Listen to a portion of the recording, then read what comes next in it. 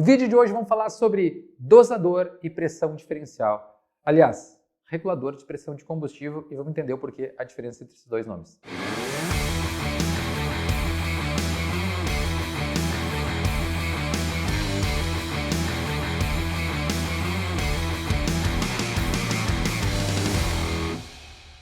Regulador de pressão de combustível. Vamos falar um pouquinho sobre história. Reza a lenda que o regulador de pressão de combustível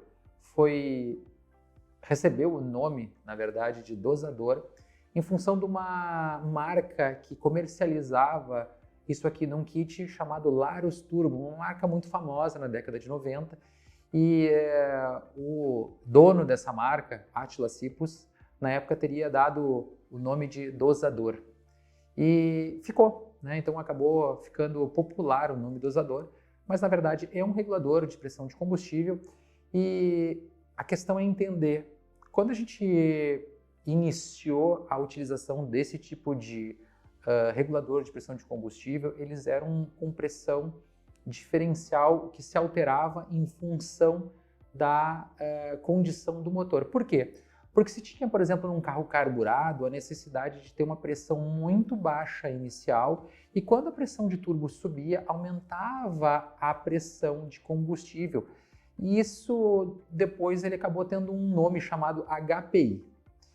E quando a gente fala de utilização do regulador de pressão de combustível para injeção programável, ele não pode ter essa variação da pressão de combustível. Não é recomendado, porque é mais um parâmetro que vai se alterar para o acerto de uma injeção programável. Então, não é recomendada a utilização de regulador de pressão de combustível HPI para injetado, ok? Carburador é outro caso para injeção 1 para 1. O que significa esse 1 para 1?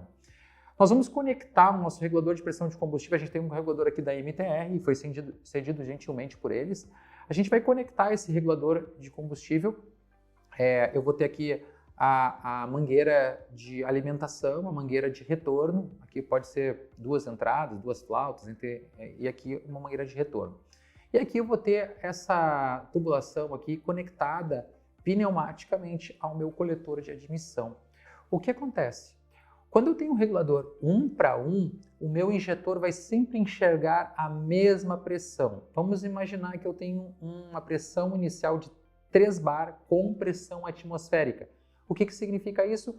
Quando eu estou lá com 0,0 de pressão, 100% da borboleta aberta, aspirado, eu vou ter lá 0 aqui, e aí esse 0 vai me proporcionar 3 bar de pressão de combustível.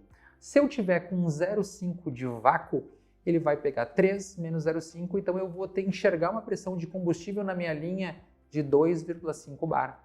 Se eu tiver com pressão de turbo de 1 bar mais os 3 bar inicial, que eu vou enxergar de pressão de combustível na minha linha, 4 bar. Então, porém, eu tenho uma variação na pressão da linha, mas essa pressão que está sendo coletada pelo coletor é o que o meu injetor está enxergando. Por quê? Se eu tenho lá, por exemplo, na condição turboalimentada, com 1 kg de pressão, eu tenho 4 kg na parte superior do meu injetor, que foi o regulador que fez, e na parte de baixo eu tenho lá 1 kg de pressão de turbo. Então eu tenho 4, o resultado que o meu injetor está enxergando é 3. Quando a gente tem lá 0,5 de vácuo, eu tenho 0,5 de vácuo puxando e eu tenho 2,5. 0,5 mais 2,5, meu injetor enxerga. Isso faz com que eu tenha uma vazão constante no meu injetor, ele não se altere em relação à formação de mistura. O que muita gente acaba fazendo é colocando uma pressão diferencial, usando o regulador que não é o correto, usando reguladores que aumentam a pressão de combustível. E aí eu pego, por exemplo, eu vou imaginar que eu tenho 1 bar a mais. Então eu tenho lá 3 bar de pressão de combustível, 1 bar de pressão de turbo, e ele está aplicando lá uma pressão 1 bar acima. Seria como se fosse 5 bar de pressão de combustível. Se eu ultrapassar a condição de funcionamento do meu injetor, eu posso vir a travar o injetor aberto ou fechado, porque o injetor ele foi feito para trabalhar dentro de uma gama de pressão de combustível, dentro de uma variação de pressão de combustível. Então, além de ser muito difícil, porque eu tenho mais um parâmetro, porque uma vez que eu altero a pressão de combustível e o meu injetor está enxergando, aplicando um valor mais alto do que a pressão diferencial que deveria estar com 1 para 1, eu estou alterando a vazão. Se eu estou alterando a vazão, se a pressão começa a oscilar, oscila o meu lambda sem alterar o meu tempo de gestão.